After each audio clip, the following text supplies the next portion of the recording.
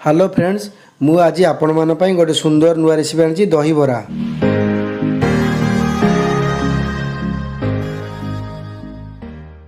डाल की 7 ରୁ 8 घंटा भिजेक रखा। देखो मुझे भिजेक रखला ग्राइंडिंग करा नेबी।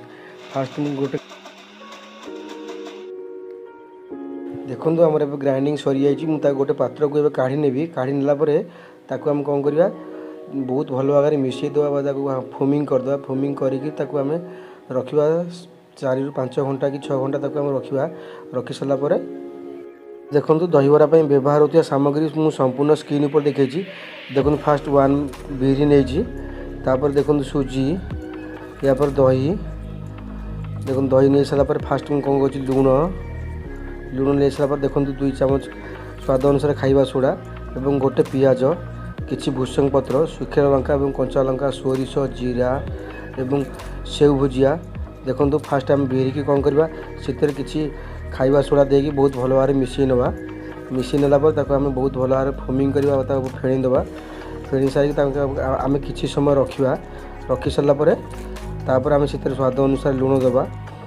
देखो मुझे बिरी की फेणी किसी समय रखी मुझे सुजी मिसाऊँगी। सुजी मिसई सारापर आम 2 ରୁ 3 घंटा रखा। से सुजी सहित बहुत भल भाव मिसीज और मेल्ट हो बराटी बहुत भल आसो।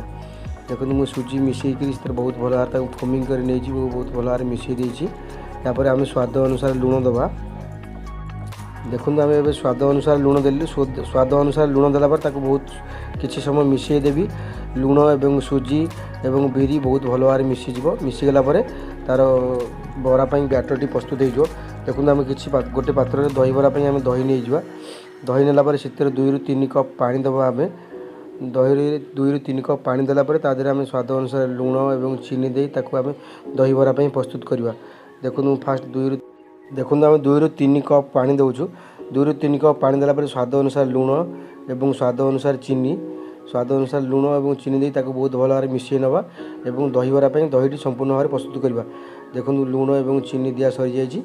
बहुत भल भाव गोटे किसी पात्र साहाय्य हुईस साहाय्य कि चामच साहाय्य बहुत भल भाव मिसई नेबी। देखो मुझे गोटे चामच साहाय्य बहुत भल भाव मिसई नौ। लुण और चीनी दही सहित मिसईगला तार स्वादटी बहुत भल आसो। देखो लुण और चीनी दही सागर मिसई जाइए। मुझे बरा छाणवा। देखो मुझे किपर भाव बरा को हाथ में धरुची। तापर से टिके बरार आकृति देकरी मुझे छाणिया प्रस्तुत कर। तेल कड़े आम गरम हो जाइए। बाय 1 बाय 1 करी आम बरा को से छाणी नवा। 1 बाय 1 करी बरा को छाणीला आम कौन करवा पूरा लाल कलर बा बादामी कलर करी बरा को सब छाणी नवा। देखो तेलटी संपूर्ण भाव गरम हो छाणवा। तेल को आम मीडियम फ्लेम रखा। बराटी बहुत भल भाव क्रिप्सी हो और ठीक से छाणी हो। आम जो जोर की गरम करवा बराटी संपूर्ण भाव में पोड़ीज और तार भितर कंचा रही। देखो बरा को अपोजिट साइड उल्टी नौ तार संपूर्ण भाव में बादामी कलर है बरा को आम काढ़ी नवा। देखो आम बरा को छाणिया आरंभ करुचे। बरार अपोजिट साइड उल्टे देवा ठीक से आम बादामी कलर करवा। बादामी कलर बा रेड कलर बा गोल्डन ब्राउन कलर करके आम छाणवा। देखो बराटी आस्ते आस्ते कलर ही आसलानी एवं आम आस्ते आस्ते अपोजिट साइड उल्टे की ठीक से फ्राए करवा। देखो आम बराटी आस्ते आस्ते कलर ही आसलानी संपूर्ण भाव फ्राए आसलानी। आम गोटे स्टेनर साहाय्य संपूर्ण भाव छाणी नवा और एमती छाणवा तार ऑयल संपूर्ण भाव बाहर जीव। देखो बरा को बहुत भल भाव छाणी देती। बरार कलर किपर भाव देखा आप देखो पूरा संपूर्ण भाव बरा आमर प्रस्तुत सरी जाइए। यापर आम कौन करवा गोटे जगार आम कि समय ठंडा करने रखा। देखो मुझे किसी समय ठंडा करने रखी। किसी समय ठंडा हो सारापर आम कि पानी नवा। से पानी आम से बरा को पकईदे। बरा को किसी समय छाड़ा 15 ରୁ 20 मिनट छाड़ापर बराटी संपूर्ण भाव से पानी की पीजी तार तेल अंशटी संपूर्ण भाव बाहर जापर बरा को आस्ते कि हल्का करी प्रेस कर तार सब पानी अंश बाहर कर आम दही पकईवा। देखो मुझे बरा को संपूर्ण बरा को पानी में पकई देती। से किसी समय तादेह भिजिगला बरार कलर भी आस्ते चेंज हो जाइए और बराटी संपूर्ण भाव पानी की टाणी नहीं। देखो किपर भाव सफ्ट हो चिपिक देखुची। आपण मैंने हल्का के हल्का के काढ़ी ने। यापर आम गोटे कड़े बसई दही बरा छुंकटी प्रस्तुत करवा।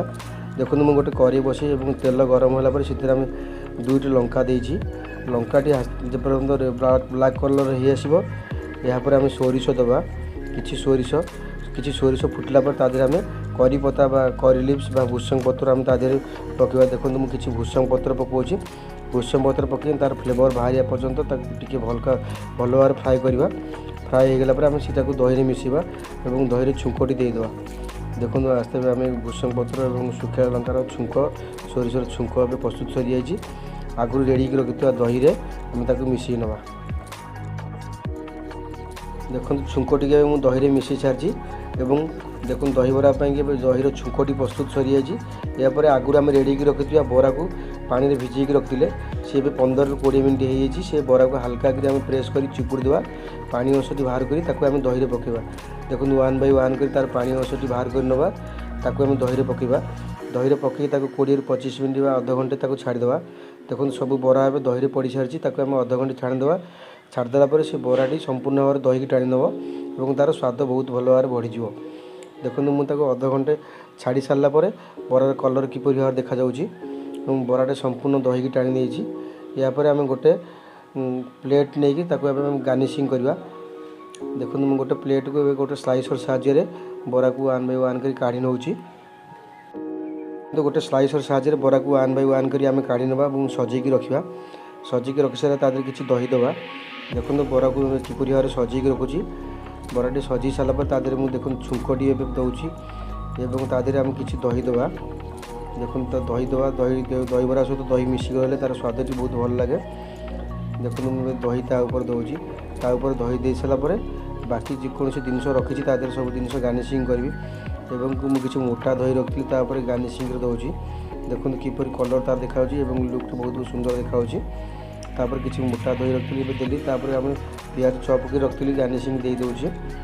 पियाज चॉप गार्निशिंग दे सारापर एवं किसी चॉप लंका दे सारापर तादेह आम बाकी जिनस दबा।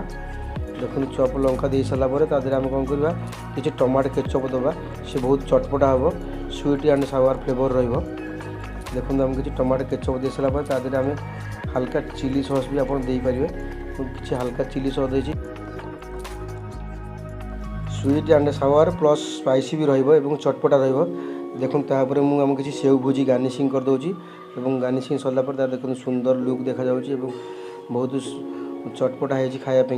एवं देखो आम दही बराटी संपूर्ण भाव में प्रस्तुत सरी गार्निशिंग सरी जाइए। सभा लास्ट आम किसी छुंक देदेवा। दही बरार सब खास जिनस होता है छुंक। भूसंग पत्र और सुखिया लंका छुंकटी देला दही बराटी बहुत सुंदर देखा आम दही बरा संपूर्ण प्रस्तुत सरी। आशा करछि आज रेसिपी आपण मानक बहुत भल लगी। भल लगी भिडियो लाइक करेंगे और यहीपरि भिडियो आगामी दिन देखा चैनल को सब्सक्राइब करी बेल आइकन क्लिक करेंगे। से पर्यंत विदा दिंतु। पुणी देखा आगामी नुआ रेसिपी सहित। जय जगन्नाथ जय हिंद।